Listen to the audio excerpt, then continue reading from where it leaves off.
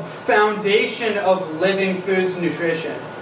Like that really is the core of it all. That's what I always keep coming back to, no matter where I divert in my own personal strategy and diet and lifestyle. It always finds its way back to that is living food. Food that is presented to us in its most natural, authentic, original, unadulterated form, unprocessed form, coming right out of the womb of the earth. The way that it shows up naturally, right? And that was a powerful thing for me because that opened me up to a complete corridor of possibilities that I didn't even know existed. I didn't know raw food, vegetarianism, vegan, what? Like, I don't know anything about that. I'm still like on Wonder Bread at the time. Right? I don't know anything about this, but something happened. It activated me. Remember the knee injuries I was talking about? When I was 23, I had my second knee injury, a little more serious, and I had an aha moment, got really deep into the nutrition thing, started upgrading my whole lifestyle, taking what I was already doing, and then upgrading it. What's the best thing I can do next? How can I upgrade? Okay, pasteurized, homogenized, glow-in-the-dark milk. Okay, got that. How can I upgrade to the next thing? Non-pasteurized, non-homogenized, organic milk. How about raw goat's milk? Right? Give up the cow's milk altogether, because raw or pasteurized and homogenized cow's milk is highly inflammatory based on the casein protein. That casein protein that's present in cow's milk, according to Dr. Brian Clement, who's the director of Hippocrates Institute, says that casein is the single most correlated compound associated with cancer. Diabetes, we know that for sure about diabetes. Milk-induced disease, basically. So I started to find out about, like, okay, but it wasn't like throwing the baby out with the bathwater. I was like, okay, but there's some kind of middle ground, right? Like, you know, like ancient human beings have been receiving these like animal-based nutrition for thousands of years. So it has to be something with our environment. It has to be something with the way that we're doing things now that's causing the real issue.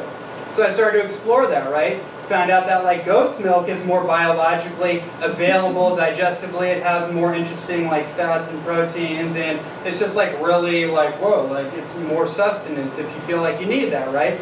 Something that allows someone to be on a high raw vegetarian lifestyle long term, depending on that person's metabolism, their need for fat, whatever, right? Really important thing to know about there. But anyway, so then I got into raw food and something clicked for me. I basically jumped right into juicing, jumped right into like vegetables. I may not even know what a vegetable was previous to that. Like my reference for a vegetable or a salad was like those McDonald's salads in those like plastic petroleum things, right? With like God knows how much iodized salt and refined salt and like see-through iceberg lettuce. Whoa. And I thought I was doing good. I thought I was on the right track. Maybe I was, because it led me to where I am now, right? So, anyways, I actually healed my knee in 30 days on a high raw vegan diet, essentially. And then I also got out of my rubber sole cast of the shoe. I started getting barefoot. I started to realize, like, anatomically, structurally, I had some kinks. I didn't realize in my posture, like, I had some kinks in my spinal column, my hips, my ankles, my knees, obviously, right? All that, and it was causing this clamping on the vertebrae in my spine, and that clamping was getting tighter and tighter, but it's at a very minimal level, so you don't perceive it until something happens. So when I got flat-footed, started walking the earth flat, my alignment started to come up. My feet started to spread out because they were confined. They were casted. Does that make sense? The shoe essentially is a cast. And so once you get off the shoe and you start walking barefoot on the earth, two things happen. You get your alignment back. You get more of a flow of energy, or your chakras or your meridians, whatever, start to align better because your physical structure, your physiology is aligned better. That makes sense. And then another interesting phenomenon that happens with this thing called earthing or grounding is that your bare feet are the most receptive electron transferring or transmitting parts of your body. What does that mean? Well, basically, the Earth is pulsating or donating what's called negative ions. This is like, we call this negative charge.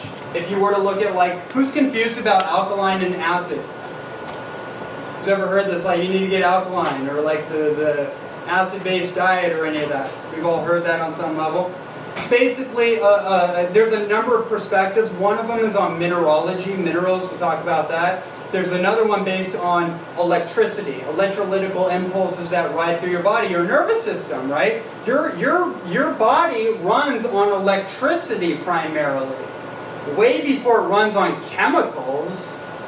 Does that make sense? Mm-hmm. You're an electrical being, but we've been insulated by the rubber sole shoe. It insulates us from the soul of the Earth. And that Earth is donating these electrons that actually are highly anti-inflammatory. In fact, the research on grounding indicates that those electrons, or ions, whatever you want to call them, are the most anti-inflammatory compound ever discovered. More inflammatory than turmeric. Right? More inflammatory than moringa. More inflammatory than anything. It's the most powerful antioxidant found in nature, essentially, getting barefoot on the ground. But there's a way to do it. There's a strategy. That's something that I wrote extensively in my book, or we can get to on another segment. But that's what I did, and in 30 days, healed